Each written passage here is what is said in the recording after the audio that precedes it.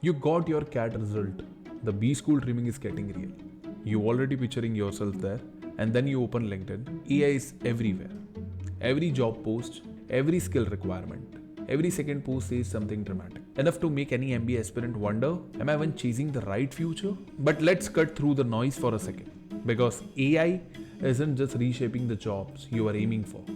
It's reshaping what it will take to stay relevant. The question recruiters are asking isn't can you code? The question is, can you think with the machine? Can you take what it gives you and turn into a strategy?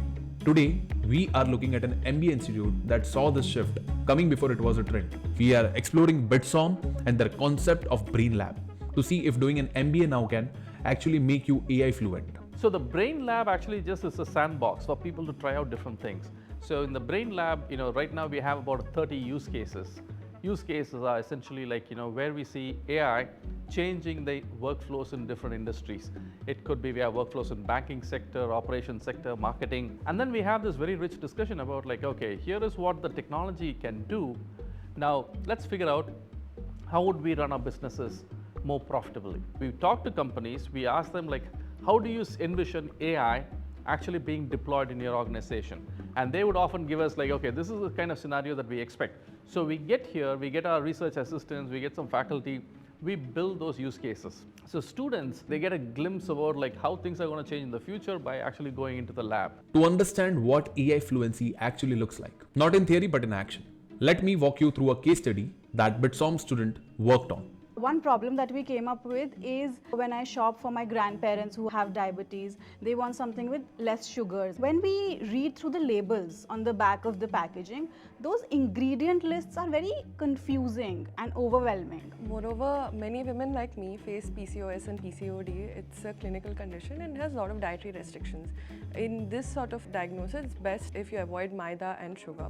So when you go for grocery shopping and when you look at the packaged item, it's advertised as say oat-based or millet-based, but if you look at the labels behind, it's mostly composed of maida or sugar. So Ingrid is the most simplistic, intuitive UI. So you just open the app, click a picture on your phone, or maybe even if you have a picture on your desktop, just upload it and you can select the modes. We have separate health modes. We have a general mode, plus other dietary modes as well, such as diabetes, PCOS, pregnancy, child-friendly, keto, etc.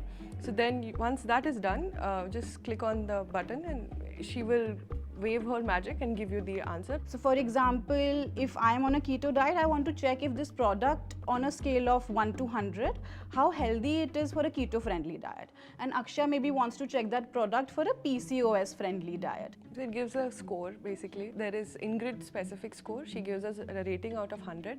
At BITSoM, we believe that AI is not a specialization. It's not a major. It is something that every student has to learn. It is very important for students to actually not just visualize and like for a professor to stand in front of them and talk about it, but actually go and see how these agents work, and in fact go even further, which is to build those agents themselves. A large portion of the faculty are visiting. We get them from US, we get them from Europe, we get them from Singapore, and because of that, we can pick and choose the faculty members who are actually working on some of these key areas. We are actually very nimble, we're agile, and because of the structure, which is like we get a lot of our visiting faculty, it means that the latest and the greatest education comes to BITSoM right away. A manager who doesn't know AI is going to be non-existent very soon, right? So I think there's no question about that in my mind. It depends on certain jobs. I mean, of course, if you're a plumber, yeah, your job is probably safe. But in knowledge-based industry, I just don't see a way out at this point. Because, guess what? After 2 years or 3 years, things are going to change again, right? And we are no longer at a point where you go to business school and then you get your 30-year career, you don't have to go and learn anything more. That's not the way it is. Look at it as a long-term investment. Make sure you build a solid foundation. And the foundation should be about how do I learn? How do I become more adaptable? How do I become more resilient? The ability to orchestrate technology might just be your biggest competitive advantage. Check the link in the description for a deep dive into the curriculum and let me know in the comment box, is AI a threat or a tool for you? Thank you.